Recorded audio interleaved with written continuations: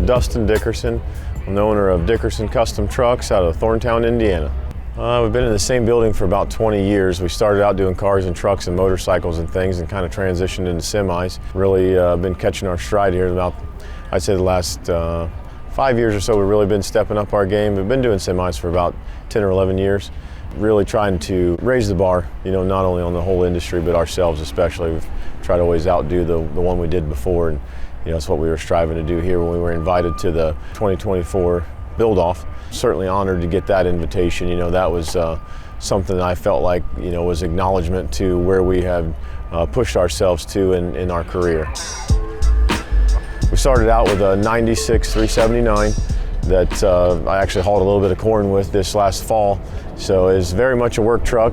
It was a nice truck. It wasn't, a piece of junk by any means, but we reskinned the entire body, every rivet, every panel, roof cap, all of it, everything new. We put the newer 389 skins on it, so it reduced the amount of rivets, so really cleaned that up a lot. We put 389 hood on it because I needed a little extra room to get this 3412 cat motor in there. I didn't want to stretch the hood.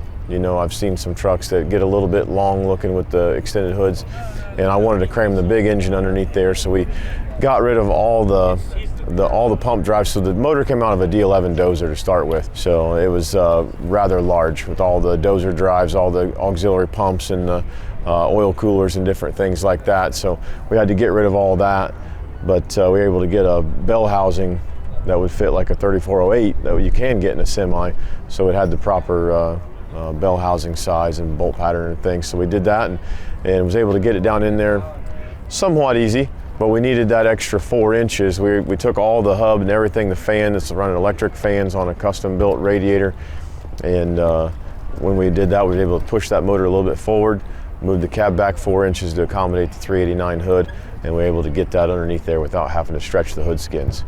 It's not typical to what you would see in a truck for sure, or even the dozer anymore.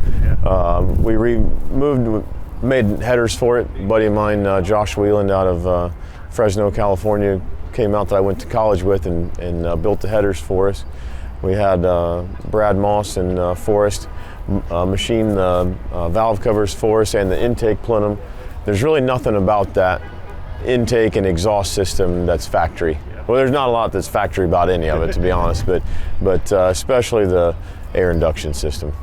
The truck starts out black, and it's the color is called Bomb Pop, and it's from Paint Huffer, and they do a little stuff to it, and then we tweaked it a little bit beyond that, just so we'd be sure to be the only ones with it. But same with the green. I forget what the green is called offhand, but it starts out Kawasaki green, and then we have a special pearl that they mix in with some House of Color stuff, and then again we tweaked it a bit further than that and put the silver pinstripe around it. So my oldest daughter Kendall actually came up with the stripe design.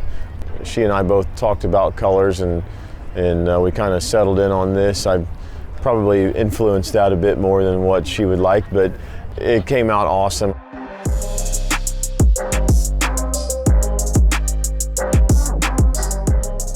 We built all of the computer operating system on this truck. We didn't have quite enough time to get all the interior done up the way we want it, especially the dash, but it's all touchscreen. So we were able to have a screen built that goes all the way side to side in that truck, and it's basically, think of like a 4K display iPad. So all the gauges are displayed virtually. We've wrote all the code, done all the stuff to monitor all of our pressures and temperatures, speed, RPMs, all the air pressures, anything that you would expect to have with a full gauge package semi, we're going to have displayed on that dash. All of the switches that would typically be a toggle or a rocker or something like that, they're all virtual, so it's just a touch of the screen. Turns all that stuff on right down to the ignition. When we get it all said and done, it's going to be biometric, so it'll have a thumbprint reader, and on the outside of the door there, it'll pop the door open, and you get inside, thumbprint reader will fire up the computer and put it through its power up signal, power up mode. And we actually hired a graphics artist to have a startup sequence that every time you fire the truck up, it plays just like a lot of your modern vehicles. So we've really tried to raise the bar on our own abilities, you know, force ourselves to try to evolve and do some things that haven't been done, and I sure think we've pulled some of that off. And like I say, it'll be getting some for sure refinement. Just ran out of time. You know, 10.5 weeks went by really fast, and it's like, okay, I built all that out of foam. So we started stacking 6-inch blocks of foam.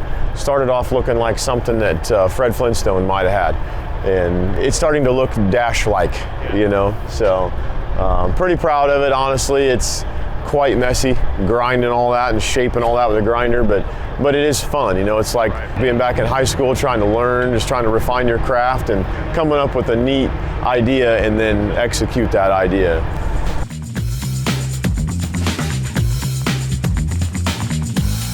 As we walk back, you'll kind of see what we had to do to the back end to get the truck to sit as low as I needed it to. What's the ground clearance on it? 17 3/4 from the bottom of the frame to the ground when it's aired out. So pretty dang low. We designed all the cross members at the shop, welded those all in. Those are all 1/4-inch sheet metal. They start life just a 5x10 sheet of 1/4-inch steel, and we laser cut it, and the guys bend it and form it and make it into something. And we boxed the frame all in after we got our cross members in there and stuff.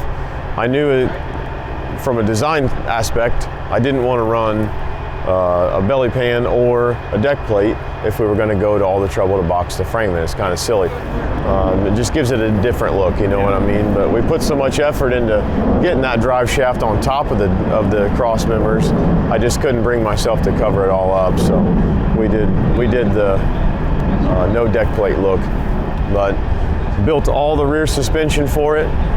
When I was drawing it out on the computer program, on the CAD, it ended up kind of looking, it's a little bit hard to tell with the fenders and things on there now, but it's kind of got an old locomotive look to it, you know, where the wheels are hooked together, and I thought that was pretty neat. So that kind of solidified, like, okay, that's the design. I try to not just go with my first drawing. I try to force myself to come up with a few different ideas, because, you know, you might come up with something that's neat when you're kind of doodling around.